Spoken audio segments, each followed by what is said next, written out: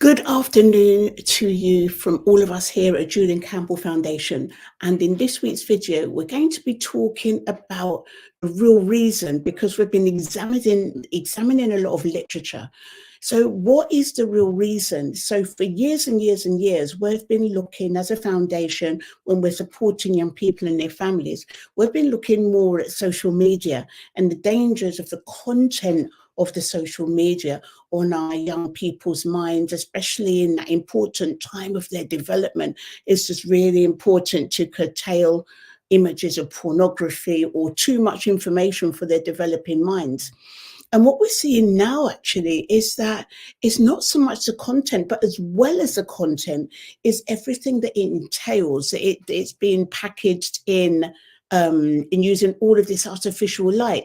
And unknown to us, almost it was in my blind spot and our blind spot that is really important when we have our children, that we are using the daylight hours rather than asking them to work when the sun goes down. So 90% of our existence is in artificial light. So we're working in buildings with artificial light. When I was a teacher, I was using artificial light. I was in my lab all day.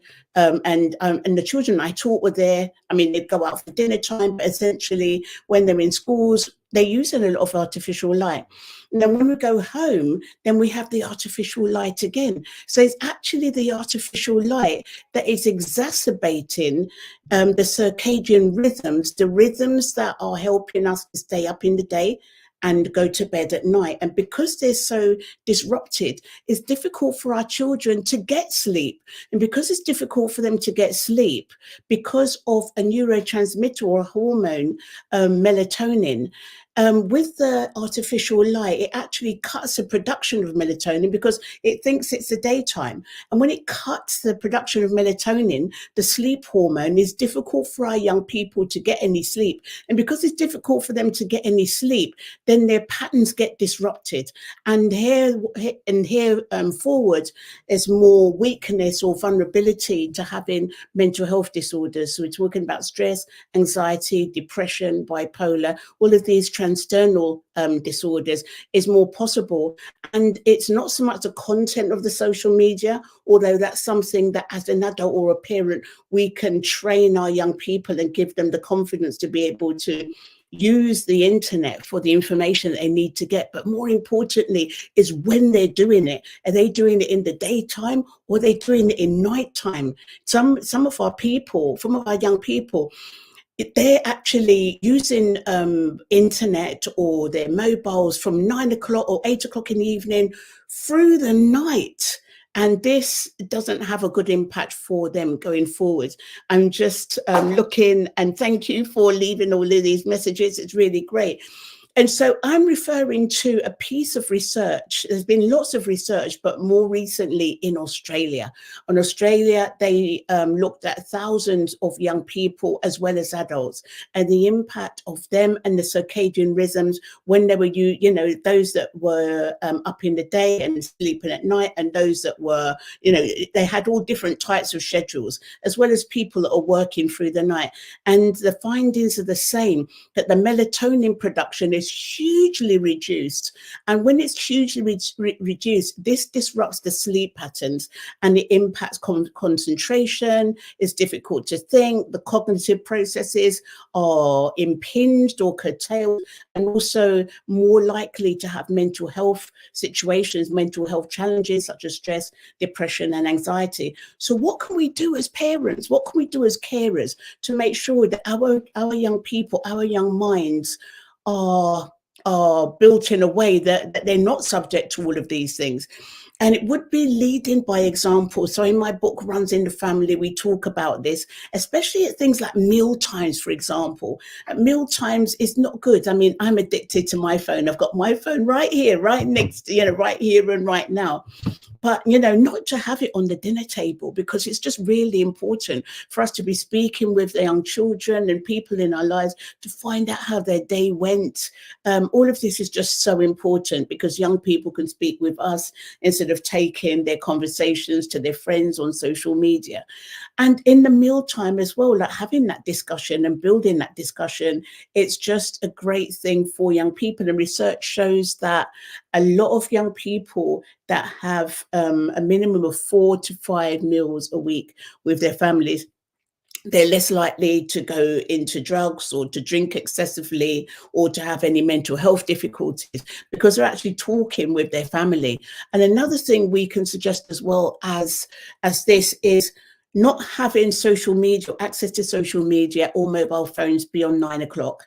It gets switched off then, because then we need a couple of hours, even early if you can, but I think 9 o'clock would be the limit, because it takes 2 hours for the body to realize that the light is not there anymore. So therefore it stops that, starts producing the melatonin, and we start feeling tired and we go to sleep. So this is a really good thing to do as well.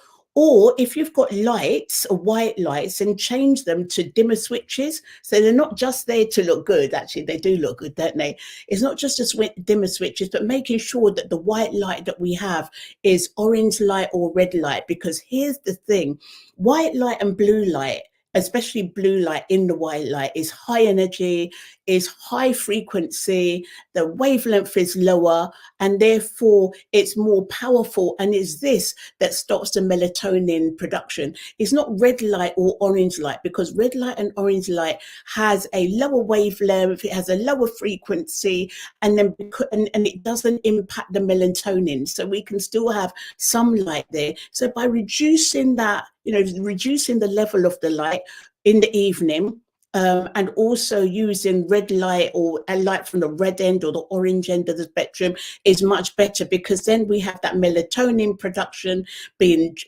triggered, which will make us fall asleep, and therefore our young people in our lives. So today we're talking about things that we can do to strengthen our young people, and it's all in the development. And the surprising thing is that it's not just the content of the social media that is an issue, it's the light that comes off the screens that is an issue, the artificial light, especially in the nighttime. So 100 years ago, maybe it wasn't such an issue because we didn't have that kind of light then, and we do now. So it's not to be taken for granted. Us as adults, we can restructure our days. So we do the majority of the work in the daylight, and then the evenings can be more relaxing and family time as the young person gets prepared for bed. Now, I know that during exam times, that could be limited, because exam times, let's face it, I don't know about you, but for me, I was researching and I was revising sometimes through the night and things like that. That's only a short amount of time. As long as you're not doing, the young person in your life isn't doing that all the time. It would be just in the build up to exams, which is now. Then afterwards in the summer, they can make up for it. They can rest. But we're talking about building something strong, and making sure that your young people are actually studying in the daytime, using and going out in real light, because it's the absence of the real light and having the artificial light that is the problem. So thank you for watching this video, and please feel free to ask any questions. I'll be coming on again next week with our psychologist, Jessica. So just to let you know a little bit about what we do. So I started the foundation in the UK, and since the pandemic, we are working in different countries. And Jessica is our psychologist, and so she supports families, and in different countries in the world. Thank goodness for video calls and things like that.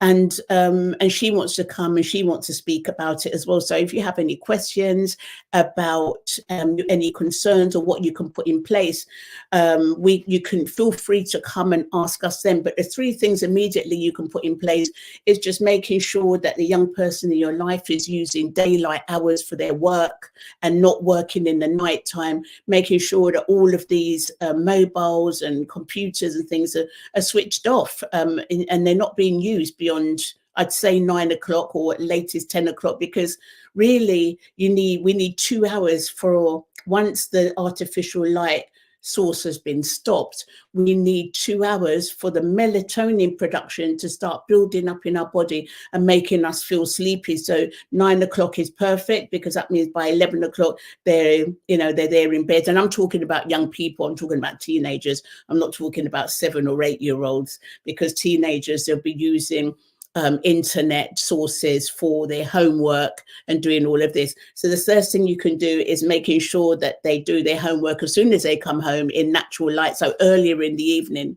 And the second thing is to have meals together, because research shows that young people having 5 meals a week with their family is really great for their development, their emotional development. It reduces any likelihood to be addicted to drugs. It reduces the chances of stress, anxiety, and depression. Those are 2 things you can do, and being the role model as well. So not saying to your child or young person, well, you shouldn't be using your phone, and where you've got yours on the table as you're eating.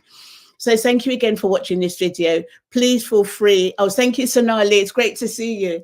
And yeah, any questions, please write them down behind here. And we'll see you next week with Dr. Jessie in next week's video. Thank you for watching.